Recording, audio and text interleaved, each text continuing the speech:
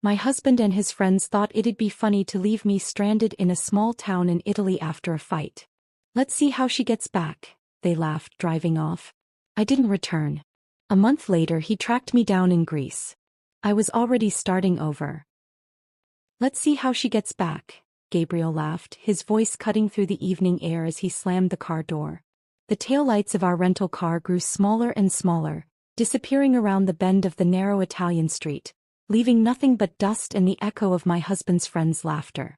I stood frozen, my mouth still open in mid-sentence.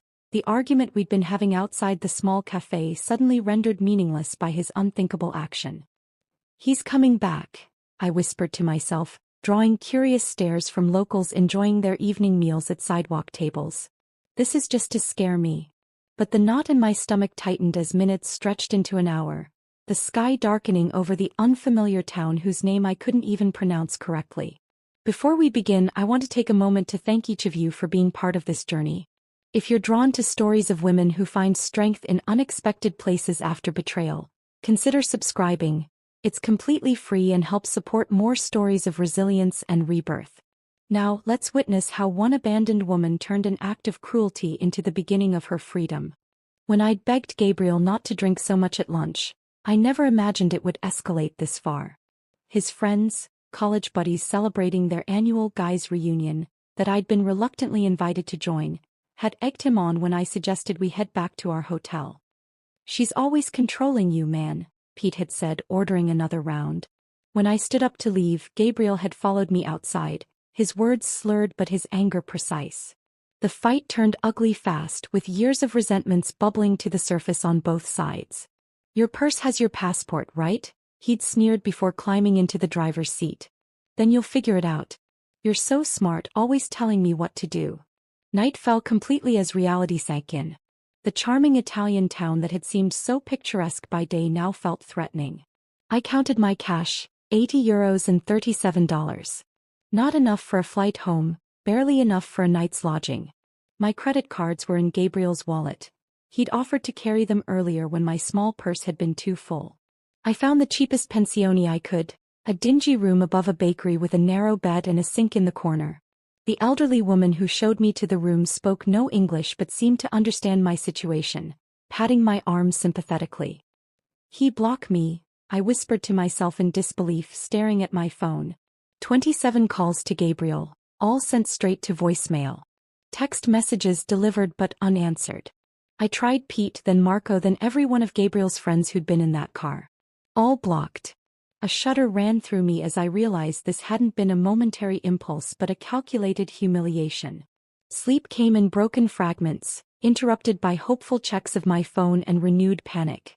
By morning I'd convinced myself this nightmare would end. Gabriel would return, apologetic but ready to blame me for overreacting to his joke. I'd be angry but relieved enough to move forward, to return to our carefully constructed life in Boston, where he was a respected architect and I was his supportive wife who'd set aside her own design career to manage their home and social calendar. But he didn't come. The second day I rationed my remaining money, buying only a panini for lunch while walking the town's perimeter, checking every hotel and restaurant for any sign of our tour group. By evening I realized they'd continued their planned journey, moving on to Florence without me.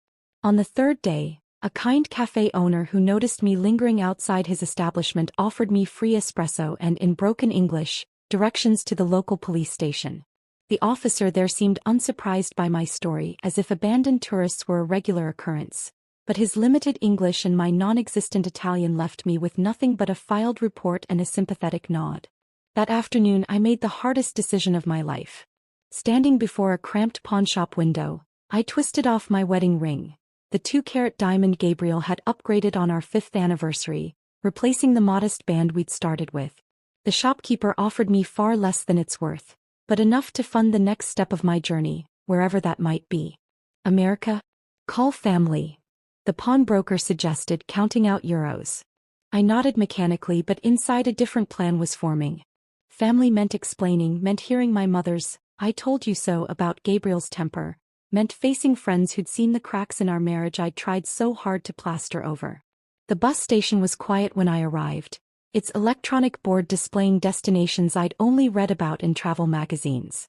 An overnight bus to Rome connected to ferries, to other buses, to places where Gabriel and his friends wouldn't think to look for me if they ever bothered to try.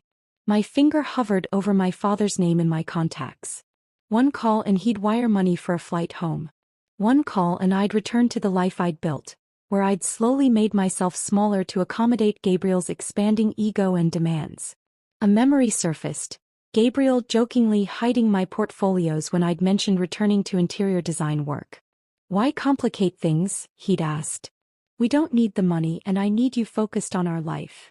I'd laughed it off then, but sitting in that grimy station I saw it for what it was. Another fence in the pen he'd built around me. "Where you go?" asked the ticket agent, an older woman with kind eyes who'd been watching me stare at the departure board for nearly 20 minutes. "Greece," I answered, the decision crystallizing as I spoke it. "The furthest coastal village you can get me to." 14 hours later, I stumbled off the final bus in my journey, my body stiff from uncomfortable seats and tension. The smell of salt air and olive groves greeted me as I took in the whitewashed buildings of a village whose name I couldn't pronounce.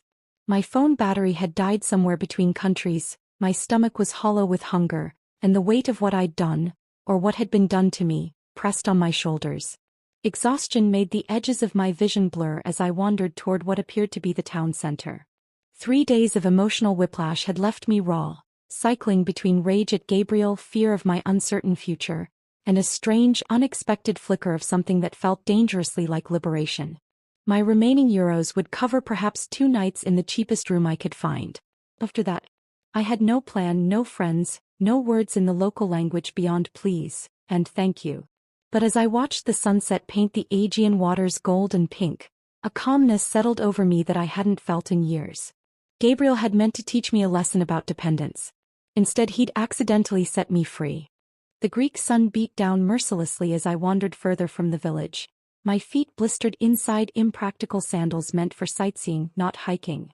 My water bottle had emptied hours ago, and the combination of dehydration, hunger, and emotional exhaustion made the world tilt around me.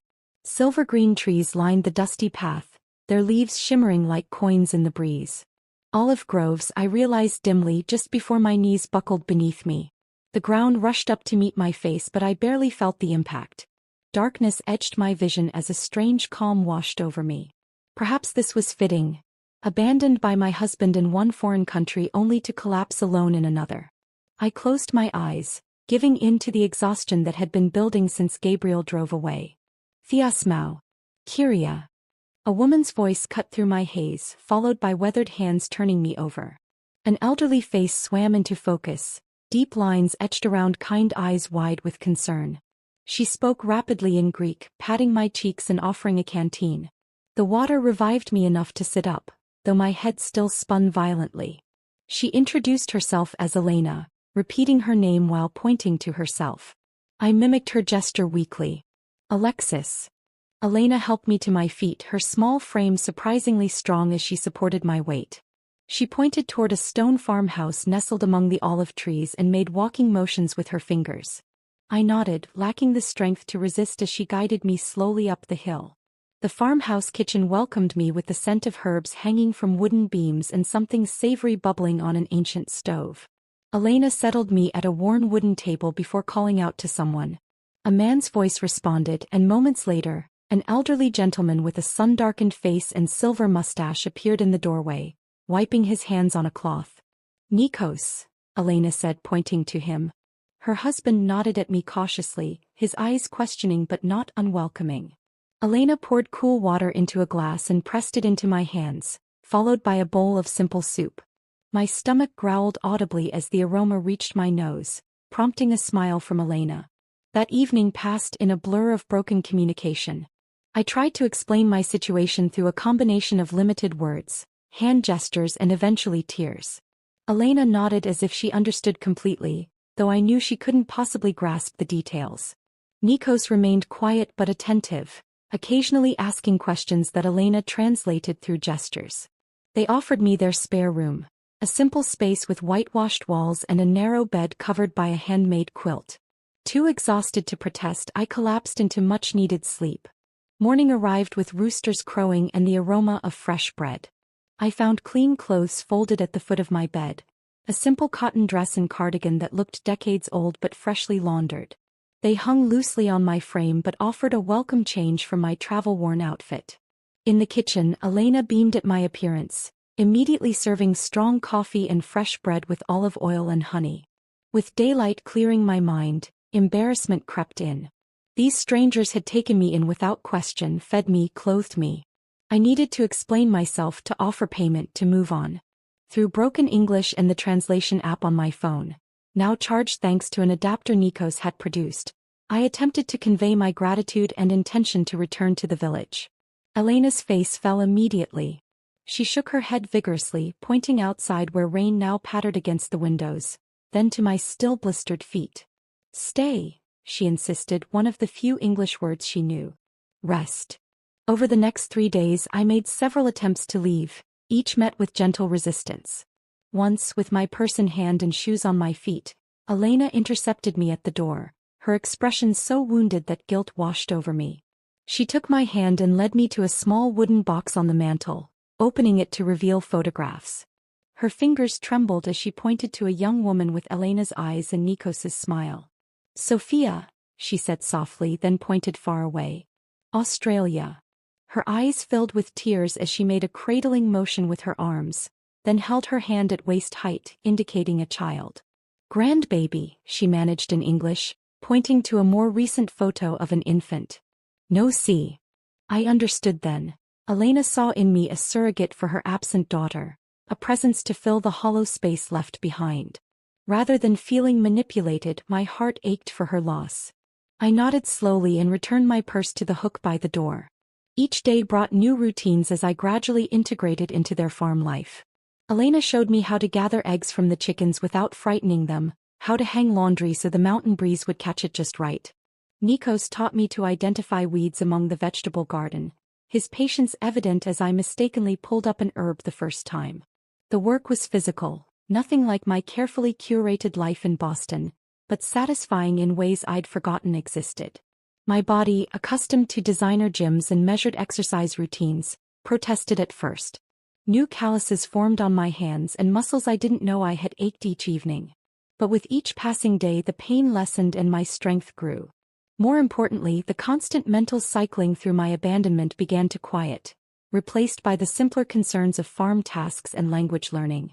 At night, sitting on the small porch while Elena knitted and Nikos smoked his pipe, I found myself experiencing moments of peace.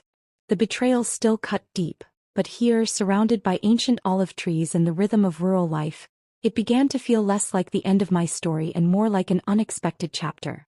2 weeks after my arrival, Elena sat beside me as we shelled peas from the garden. She studied my face, her expression thoughtful before asking slowly in her improving English, "Home? You want go home?" She made a plain motion with her hand, then pointed toward America. The question hit me with unexpected force. Home. The word conjured our sleek Boston brownstone with its designer furniture and carefully coordinated decor. It also brought Gabriel's controlling behavior into sharp focus. His helpful management of our finances that left me without independent access. His subtle discouragement of my friendships, his dismissive attitude toward my career aspirations. Tears spilled down my cheeks as words poured out in a language Elena couldn't fully understand, but emotions that transcended the barrier. I told her about Gabriel's betrayal, about years of slowly surrendering pieces of myself to keep peace, about the humiliation of being abandoned like unwanted baggage in a foreign country. Elena's weathered hand covered mine as I spoke. When I finished, she pointed to her heart, then to the farm around us and finally to me. The message was clear. I had a place here if I wanted it. "Work," I said carefully, mimicking Nikos tending the olive trees. "I stay, I work." Elena's smile bloomed like the sunrise over the Aegean. She nodded, squeezing my hand before returning to the peas as if we'd just agreed to something as simple as tomorrow's menu rather than a complete redirection of my life. My decision to stay marked the beginning of my education in olive farming. The very next morning, Elena shook me awake while stars still dotted the sky, handing me work clothes and sturdy boots that had belonged to Sophia. Half asleep, I followed her and Nikos to the grove where the first hint of dawn barely illuminated the ancient trees. "Elis," Elena said, pointing to the fruit-laden branches. She demonstrated the proper technique. gently combing the branches with wooden rakes to release the olives onto nets spread below. My first attempts sent twigs and leaves showering down along with precious few olives, earning me a patient correction from Nikos. By mid-morning, the sun blazing overhead, my shoulders burned with exertion, and my city-soft hands had developed their first blisters. "Boston lady hands," Elena teased gently, examining my palms at lunch break. She disappeared into the house, returning with a homemade salve that smelled of herbs and beeswax. The cooling relief was immediate as she spread it across my raw skin. "Tomorrow better," she promised, and surprisingly she was right. Each day brought improvement. My technique refined, my strength building, my hands toughening. Within weeks, I could work alongside them for hours without complaint, taking pride in the growing piles of harvested fruit. The sorting process proved even more demanding than the harvest. Seated at a long table under the shade of a pergola, we meticulously separated the olives by quality. The perfect ones destined for the premium oil, slightly blemished for second grade, damaged ones for soap making. Elena watched me with hawk eyes at first, correcting my mistakes with gentle nudges. Gradually, her corrections became less frequent as my eye developed for the subtle distinctions. "You learn fast," Nikos commented one evening, his broken English improving alongside my rudimentary Greek. It was the highest compliment he'd paid me, and warmth spread through my chest at his approval. My education extended beyond the groves into Elena's kitchen, a place that initially intimidated me with its lack of modern conveniences. In Boston, I'd considered myself a decent cook, capable of following recipes from gourmet magazines for dinner parties that impressed Gabriel's colleagues. But Elena's cooking involved no measuring cups or precise temperatures, just generations of knowledge passed through hands and observation. "Watch," she'd say, kneading dough for bread with practiced motions. I'd mimic her movements, failing spectacularly at first. My initial loaves emerged from the outdoor stone oven misshapen and either underbaked or burnt beyond recognition. "Practice," Elena encouraged, breaking apart even my worst attempts to taste them. "All learning is waste." Her acceptance of imperfection struck me as revolutionary. In my previous life, mistakes had been something to hide, not stepping stones to mastery. The simplicity of their meals revealed how processed my American diet had been. Here, everything came from their land or neighboring farms. Vegetables still warm from the sun, eggs collected that morning, cheese from the goats down the road. The flavors were vibrant and clean, needing little enhancement beyond olive oil, lemon, and herbs from Elena's garden. My body changed on this diet and work regimen. The designer clothes I'd arrived in grew loose as unnecessary weight melted away, replaced by lean muscle. My complexion, once maintained through expensive creams, glowed from simple olive oil soap and honest sweat. When I caught sight of myself in the small mirror above the bathroom sink, a stranger looked back, tanned, stronger, somehow more substantial despite weighing less. As my Greek vocabulary expanded, Elena and I found more ways to communicate beyond labor and food. During evening breaks, she brought out her photo albums, pointing to black and white images of her youth in the village. I was startled to discover she'd once been a schoolteacher before returning to her family's olive business after marriage. "You?" she asked, mimicking typing on a keyboard. I took out my phone, showing her photos of my interior design projects from before marriage, the career Gabriel had dismissed as a hobby. Elena studied them with genuine interest, pointing to elements she liked and making appreciative sounds. "Beautiful thinking," she said, tapping her temple. Her validation of my creative work brought tears to my eyes. Such simple acknowledgement, yet something Gabriel had gradually withdrawn as our marriage progressed. One rainy afternoon, Elena taught me to knit, her patience endless as I dropped stitches and created uneven rows. My first completed project was a simple scarf, lumpy and imperfect, but entirely made by my hands. I wrapped it around my neck with more pride than I'd felt wearing the designer cashmere Gabriel had given me for Christmas. Other handmade possessions followed. A clay mug formed under Nikos's guidance, a woven basket I learned to make from a neighbor. Each item represented hours of learning and connection, carrying stories that no purchased luxury ever could. My collection grew as my attachment to material perfection diminished. After 3 months of working without compensation beyond room and board, Elena approached me one morning with Nikos at her side. They led me to the small building where they pressed and bottled their olive oil, showing me the modest inventory they'd produced from our harvest. "Market day," Elena announced, pointing to the calendar. "You come." The village market bustled with activity. Farmers and artisans displaying their goods while locals and the occasional tourist browsed among the stalls. Elena and Nikos set up their simple table, arranging bottles of golden green oil alongside olive soap and jars of preserved olives. To my surprise, they positioned me at the front of the table, encouraging me to speak with customers. My broken Greek and their limited English created moments of confusion and laughter, but sales steadily accumulated throughout the day. As the market closed, Elena handed me an envelope containing euros. "Your part," she said simply. "Fair work, fair pay." I stared at the modest sum, perhaps enough for a single meal at the restaurants Gabriel and I had frequented. Yet this money represented something I hadn't possessed in years. Independence earned through my own labor. No strings attached, no subtle expectations of gratitude or compliance. Just fair compensation for honest work. That night, I placed the envelope under my pillow, occasionally reaching to touch it as if to confirm its reality. In our decade of marriage, Gabriel had gradually taken control of our finances, to simplify things, leaving me with credit cards linked to accounts he monitored. This small stack of euros represented the first step toward rebuilding a life that belonged fully to me. As I drifted toward sleep, I realized I hadn't thought about Gabriel at all during market day, my mind too occupied with Greek phrases for transactions and pride in our products. The space he'd occupied in my thoughts had shrunk, replaced by olive groves, kitchen lessons, and the growing certainty that I was capable of far more than he had ever allowed me to believe. The following week, Elena and Nikos invited me to join them for dinner at the taverna in the village square, a first since my arrival. Dressed in a borrowed blouse from Elena, I felt a nervous flutter as we entered the bustling establishment. The owner, Stavros, greeted the couple with enthusiastic embraces before turning curious eyes to me. "Our American," Elena said proudly in Greek, a phrase I'd learned to recognize. Stavros smiled warmly, ushering us to what was clearly their regular table.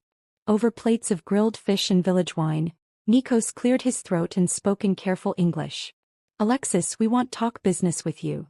His seriousness caught me off guard. Had I made some mistake? Was it time for me to move on? Elena reached across the table, patting my hand reassuringly before continuing where her husband left off. "We old now. 68, 70 years. She pointed between herself and Nikos. "No children here. Sophia not coming back." Nikos nodded solemnly. "We think, retire soon. 2-3 years. But olive trees." He made a sweeping gesture. 200 years old. "Need young hands." My breath caught as I began to understand. Elena smiled, her eyes crinkling at the corners. "You learn fast. Work hard. We teach everything." Then, she spread her hands as if offering something. "Business yours." The proposition stunned me.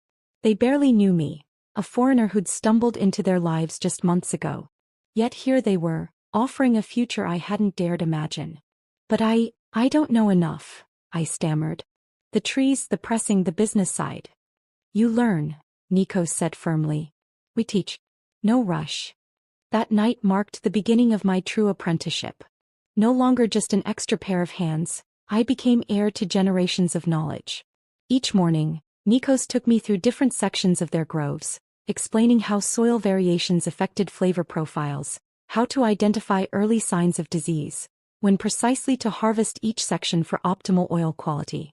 Elena focused on teaching me the business records, a combination of handwritten ledgers and basic computer spreadsheets their grandson had set up during a holiday visit years ago.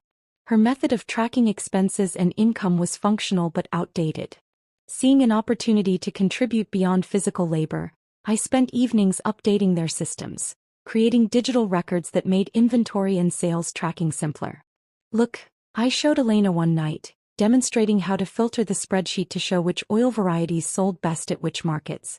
Her eyes widened as patterns emerged from the numbers. "Smart," she nodded approvingly. "Boston lady brain good for business." With their blessing, I began implementing small marketing improvements. Our hand-labeled bottles received updated tags with information about flavor profiles and food pairings, knowledge I'd gleaned from countless cooking lessons with Elena. I created a simple brochure about their traditional methods, answering the questions tourists frequently asked at our market stand. My improving Greek helped forge connections beyond Elena and Nikos's immediate circle. The pharmacist who provided Elena's blood pressure medication began stopping by our market stall for conversations that extended beyond transactions. The baker's wife invited me to join her weekly coffee gathering with other village women, an intimidating but invaluable immersion in local language and customs. Stavros from the taverna became an unexpected ally when he began featuring our premium oil as a table offering, placing small carafes with our new labels prominently on each table. "Good for you, good for me," he explained with a wink when I thanked him. Word spread, and soon 2 other restaurants in neighboring towns contacted us about supplying their establishments. 6 months into my new life, I attended the baptism of the butcher's granddaughter, my first formal village celebration. Standing in the back of the small church, I watched the community ritual with a lump in my throat. The elderly priest noticed my presence and made a point of greeting me afterward, switching to halting English learned during seminary in Athens. "You bring new life to Old Grove," he said, his rheumy eyes twinkling. "Good for village. Young people leave for Athens for America. Village needs new blood." His acceptance seemed to remove the last barrier. Invitations flowed more freely after that, to name day celebrations, impromptu gatherings at the beach, even a village committee meeting about the upcoming summer festival. Each event wove another strand into the web of connection holding me in place. Yana, the weaver whose stall stood beside ours at the weekly market, became a particular friend. 40-something and widowed young, she possessed a sharp wit and pragmatic outlook that reminded me of my college roommate. Our conversations, conducted in my improving Greek and her excellent English, ranged from business strategies to village gossip to more personal reflections. "You never speak of America," she observed one quiet afternoon as we packed up our unsold goods. "Family there? Friends?" The question pierced me unexpectedly. I'd grown so focused on building my new life that I'd pushed thoughts of my old one aside. "My parents died years ago. A few friends, but..." I trailed off, realizing how Gabriel had gradually isolated me from my support network, always finding reasons why my college friends were problematic or work colleagues using me. Yana nodded knowingly. "The husband who left you in Italy. You never say his name." "Gabriel," I said, the syllables feeling foreign on my tongue after months of silence. "His name is Gabriel. And he never searched for you?" Her directness was refreshing after months of Elena and Nikos's gentle avoidance of the topic. "I don't know," I admitted. "I haven't checked my phone." I gestured vaguely. I'd powered it on occasionally to take photos but had abandoned my American email and social accounts, unwilling to confront whatever might be waiting there. Yana's raised eyebrow challenged me. "Perhaps time to look. Not for him, for you. To close the door properly." Her words stayed with me. That evening, after helping Elena prepare dinner, I retreated to my room and powered up my old phone, connecting to the farmhouse's basic Wi-Fi. With trembling fingers, I logged into my long-neglected email account. Hundreds of unread messages filled the screen. Scanning the senders, I spotted several from old friends, their subject lines evolving from casual check-ins to concerned inquiries. A surge of shame washed over me. I'd disappeared from their lives without explanation, just as thoroughly as I'd vanished from Gabriel's. A thread from my former design mentor caught my eye. Job opportunity followed by increasingly urgent follow-ups. Opening it revealed she'd recommended me for a remote consulting position with a sustainable building materials company. The final email, dated just 2 weeks earlier, indicated the position was still open if I was interested. Before I could consider this unexpected bridge to my former life, another email sender froze my fingers on the screen. Gabriel Davis with the subject line, "I know where you are." The timestamp showed it had arrived just hours earlier. Heart pounding, I clicked it open. "Alexis, it's taken months and a private investigator, but I've finally tracked you to that backwater in Greece. This has gone on long enough. I'm coming to bring you home and end this ridiculous tantrum. My flight lands in Athens on Thursday. Be ready. 3 days from now." The room spun around me as panic and anger collided in my chest. How dare he?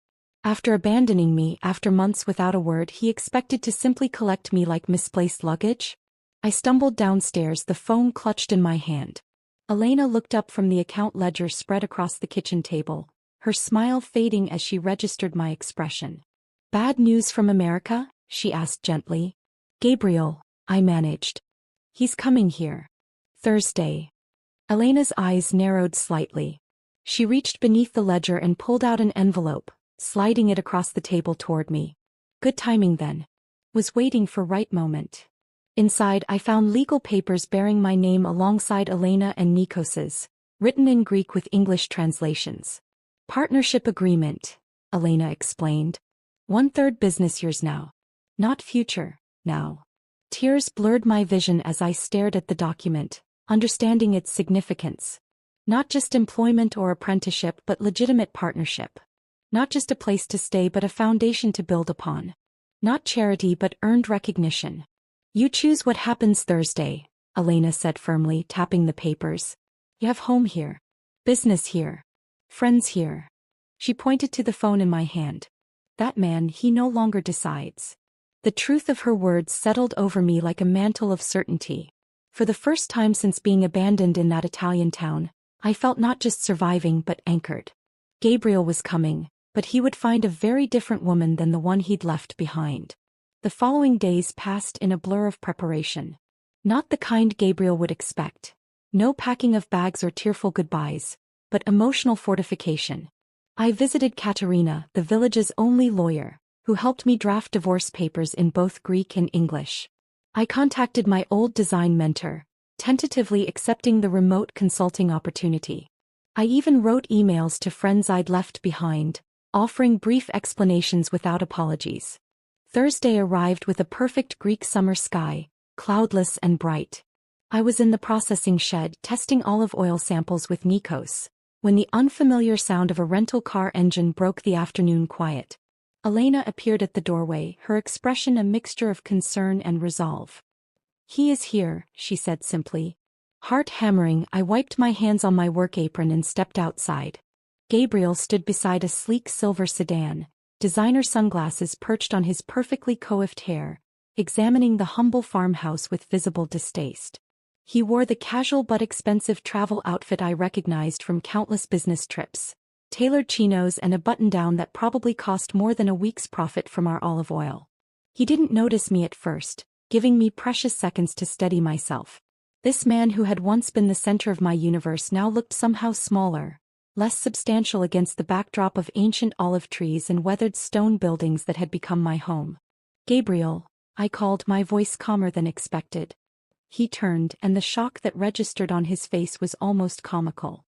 His eyes traveled from my work boots to my sun-browned arms, lingering on my unstyled hair pulled back in a simple kerchief. I watched recognition battle with disbelief across his features. "My God, Alexis, what happened to you?"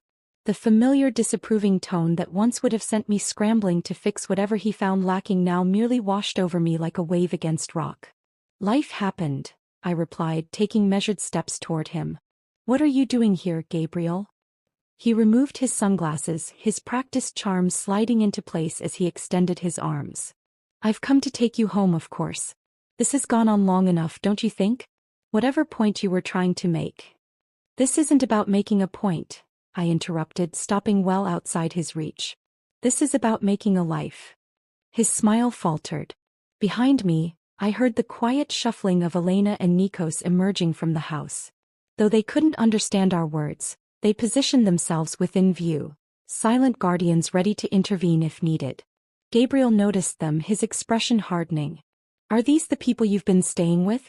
Have they been holding you here? Because if so..." "They've been teaching me," I cut in. "About olive farming. About community. About kindness without conditions." I gestured toward the groves surrounding us. "I'm part owner now. I have a business here." Disbelief crossed his face, followed quickly by the condescension I knew all too well. "A business? Alexis, be serious. You're a designer, not a farmer. This is, what, some eat pray love phase after our fight? I admit I shouldn't have left you in Italy. It was a stupid, drunken mistake. I've apologized.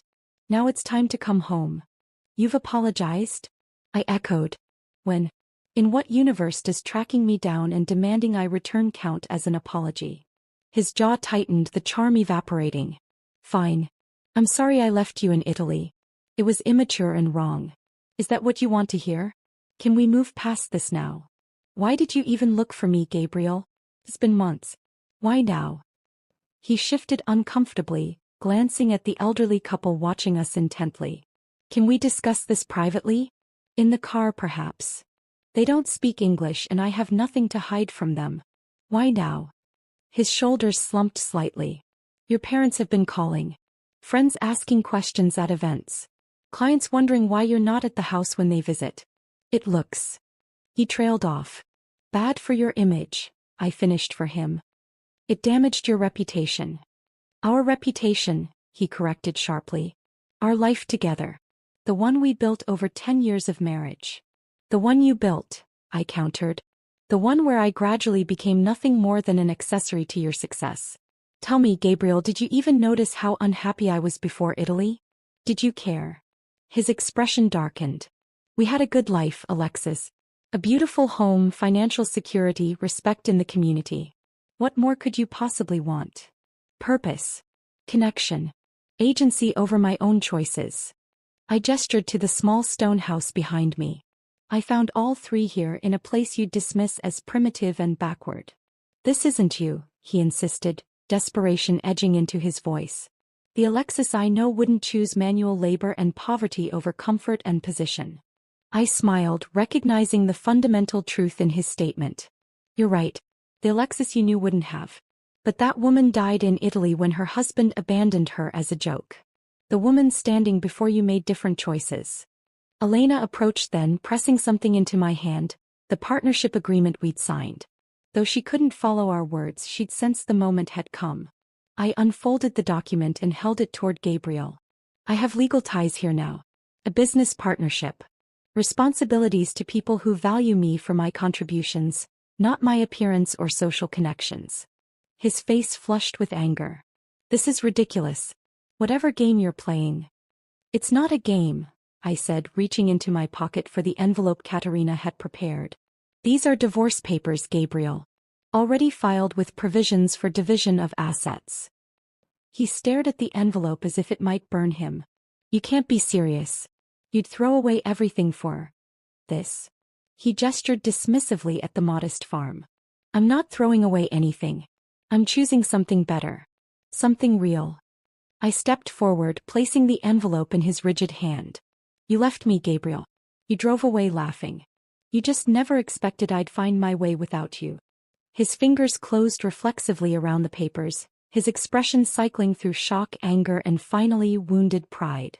You'll regret this, he said, but the threat sounded hollow even to his own ears. When the novelty wears off and you're still hauling olives in the hot sun at 60, you'll remember what you gave up. Maybe, I conceded. But I'd rather risk regret from choices I made than live with the certainty of regret from choices made for me. Nikos stepped forward then, placing a weathered hand on my shoulder. Though he couldn't understand our exchange, he recognized the conclusion in our body language. He said something in Greek to Gabriel, his tone firm but not unkind. What did he say? Gabriel asked, his voice smaller now. He said the road back to Athens is dangerous after dark. You should leave now to reach the city before nightfall. Gabriel looked between us, finally registering that this wasn't a negotiation or a rescue. It was a goodbye. Without another word, he returned to his rental car, the divorce papers clutched in his hand. As the vehicle disappeared down the dirt road, Elena slipped her hand into mine. Together the three of us turned toward the house, my house now too. The evening's work awaited, oil samples to catalog, dinner to prepare, tomorrow's market inventory to check. My husband had once abandoned me in a foreign country, assuming I'd be helpless without him, assuming I'd come crawling back once I'd learned my lesson. Instead, I'd found fertile ground to plant new roots, stronger and deeper than he could have imagined. Sometimes the cruelest actions yield the greatest gifts. In trying to break me, Gabriel had accidentally set me free.